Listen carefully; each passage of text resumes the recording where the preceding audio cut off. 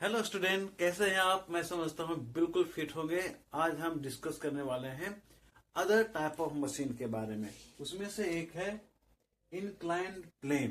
तो सबसे पहले हम यहाँ जानेंगे कि इंक्लाइंड मतलब होता क्या है और प्लेन मतलब होता क्या है। तो प्लेन कहते हैं समतल को, बराबर सतह जो होता है, जमीन जो बराबर होता है ना, उसको प्लेन बोलते हैं। और इंक्लाइंड मतलब क्या होता है? इंक्लाइंड का मतलब होता है झुका हुआ।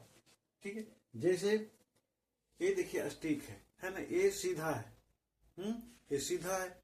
अगर हम इसको इस तरह से झुका दें, ये देखिए झुक गया ना, ये सीधा है और ये झुक गया। इसी को कहते हैं इंक्लाइंड। तो इंक्लाइंड प्लेन का मतलब हुआ वैसा सरफेस जो झुका हुआ हो। ठीक है, तब हम डिस्कस करते हैं एग्जांपल के साथ। मान लीजिए कि किसी वॉल पे, जैसे आपके घर में छत होगा, आपको कहा जाए कि आप दीवार से होते हुए सीधा छत पे चले जाओ। संभव है क्या? मंकी की तरह या स्क्वायर गिलहरी की तरह तो हम लोग जा नहीं सकते हैं। हालांकि मंकी भी सीधा दीवार पे नहीं जा सकता, हो सकता है चला जाए, लेकिन हम लोग नहीं जा सकते। लेकिन अगर ऊपर छत से एक रस्सी नीचे की ओर गिरा दिया जाए, उसके बाद कहा जाए कि रस्सी पकड़ के आप सीधे छत पे जाओ, तो थोड़ा सा सोचना पड़ेगा इसमें कि हो सकता है हम रस्सी के सहारे छत पर चले जाएं, लेकिन सबके लिए संभव नहीं है। अब उसके जगह पर आपको अगर सीढ़ी दे दी जाए, तो कहीं कहीं बांस का सीढ़ी होता है, लकड़ी का सीढ़ी होता है, तो आराम से हम चले जाएंगे। अब सीढ़ी की बात छोड़ दीजिए, अगर इंक्लाइन प्लेन दे दिया जाए, इस तरह से दीवार है और इसे इंक्लाइन प्लेन यानी तिरछा एक सरफेस बना दिया, जैसे पटरा होता है ना, लकड़ी का पट्टी, इस तरह से। अब आपको कहे कि इस दीवार पे आप चढ़ जाओ, तो आराम से क्या होंगे हम, आसानी से दौड़ते हुए चले जाएंगे, बहुत कम बल लगेगा। लेकिन अगर सीधा दीवार पर कहेगा चढ़ने के लिए, पसीना पसीना हो जाएंगे, हो सकता है कि हाथ में मोच भी आ जाए, लेकिन नहीं संभव है। रस्सी के सहारे कोशिश कर सकते हैं, लेकिन बहुत बल लगाना पड़ेगा, बहुत एनर्जी लगानी पड़ेगी, थक जाएंगे। लेकिन इस इंक्लाइन प्लेन में नहीं थकेंगे। हो सकता है कि 10-20 बार आना जाना हम कर सकते हैं। तो हमने क्या देखा यहाँ पर, इंक्लाइन प्लेन एक ऐसा मशीन है जो हमें ऊंचाई पर आसानी से जाने में आने में मदद करता है। ठीक है, मैं समझता हूँ क्लियर हो गया होगा। अब आते हैं नंबर 2 में, ये है वेज। वेज किसको कहते हैं? तो देखिए, दो इंक्लाइन प्लेन का कॉम्बिनेशन है wedge. Combination of two inclined plane is called wedge. यहां देखिए, मैंने अलग अलग दो इंक्लाइंड प्लेन बनाया है। ये देखिए क्या है, ये इंक्लाइन सरफेस है, झुका हुआ है। यहां देखिए ये झुका हुआ है, इसको अब छिपा देते हैं, इसको हम छिपा देते हैं। ये देखिए झुका हुआ है, ये 90 डिग्री का एंगल है। ये जो एंगल है 90 डिग्री का, यहाँ जो एंगल है ये 90 डिग्री का है, और ये झुका हुआ सरफेस है, इंक्लाइंड है। अब इस फिगर को देखिए, यहाँ पर क्या है, ये 90 डिग्री का है और ये क्या है, झुका हुआ है, स्लैंट है। तो दोनों का कॉम्बिनेशन ये फिगर हो गया, जहां पर ये 90 डिग्री और ये 90 डिग्री आ गया कॉम्बिनेशन। तो दो इंक्लाइन प्लेन को अगर हम कंबाइन कर देते हैं, तो उसका शेप ऐसा होता है। इसी को हमने इस तरह से घुमा दिया है ना, इस तरह से इसको हमने घुमा दिया, तो क्या हो गया है, इस तरह से आ गया। तो क्या बन गया, वेज, है ना। इसका इस्तेमाल कहाँ करते हैं?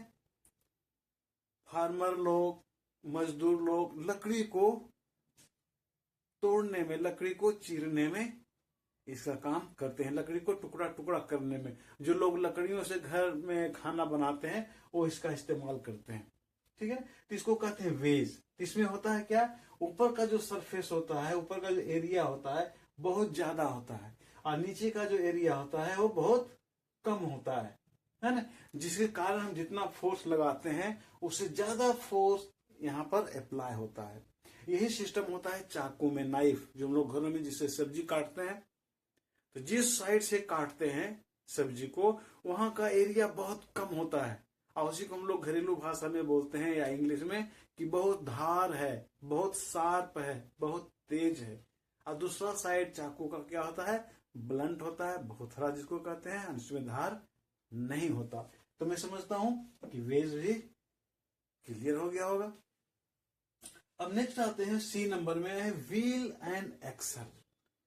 तो देखिए इसमें दो सिलिंड्रिकल बॉडी होता है, एक ए सिलिंड्रिकल बॉडी है और एक दूसरा ए सिलिंड्रिकल बॉडी है। एक सिलिंड्रिकल बॉडी है उसका डायमीटर बहुत ज्यादा है और एक दूसरा सिलिंड्रिकल बॉडी होता है उसका डायमीटर कम होता है और दोनों एक दूसरे से कंबाइंड होता है। जब एक को हम घुमाएंगे तो दूसरा भी घूमेगा, इसको घुमाएंगे तो ये भी घूमेगा, क्योंकि दोनों कंबाइंड होता है। बड़ा डायमीटर वाला जो बॉडी है उसको व्हील कहते हैं और कम डायमीटर वाला जो बॉडी है उसको एक्सल कहते हैं। दोनों का कॉम्बिनेशन होने के कारण इसका नाम रखा गया व्हील एंड एक्सल।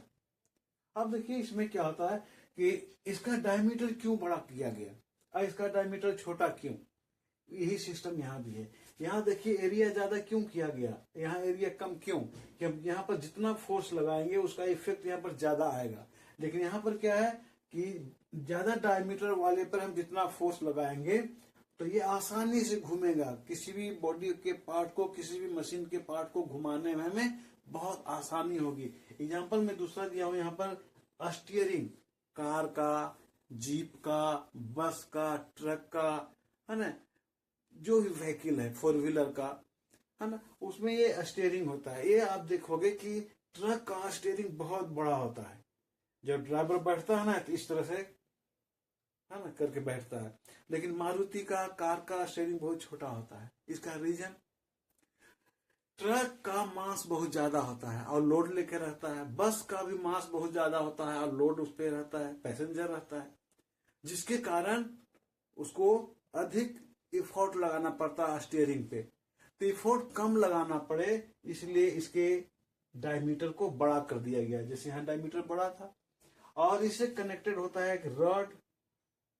जब इस व्हील को घुमाते हैं तो ये रॉड घूमता है, जिसको एक्सल बोल सकते हैं। इसके अनुसार ये व्हील हो गया और ये एक्सल हो गया। जब व्हील को घुमाते हैं तो एक्सल घूमता है और एक्सल को घूमने से गाड़ी का जो पहिया होता है आगे का, ट्रक का आगे का पहिया, बस का आगे का पहिया, वो घूमता है। ठीक है, तो देखिए कितना हैवी लोड होता है बस में, ट्रक में, और उसके व्हील को आसानी से हम स्टीयरिंग के साथ घुमा सकते हैं। इसलिए व्हील एंड एक्सल को भी हम मशीन कहेंगे, वेज को भी हम मशीन कहेंगे और इंक्लाइन प्लेन को भी हम मशीन कहेंगे। इंक्लाइन प्लेन तो आपके घर के दरवाजा के पास ही होगा। मैंने पिछले वीडियो में बताया था कि गाड़ी को अंदर, घर के अंदर लाने के लिए क्या करते हैं, स्लोप बना देते हैं दरवाजा पे, स्लोप, और उसी से गाड़ी को घर के अंदर ले आते हैं गैरेज में, या गैरेज से फिर बाहर ले आते हैं। ये तीनों की तीनों क्या है, मशीन का टाइप था।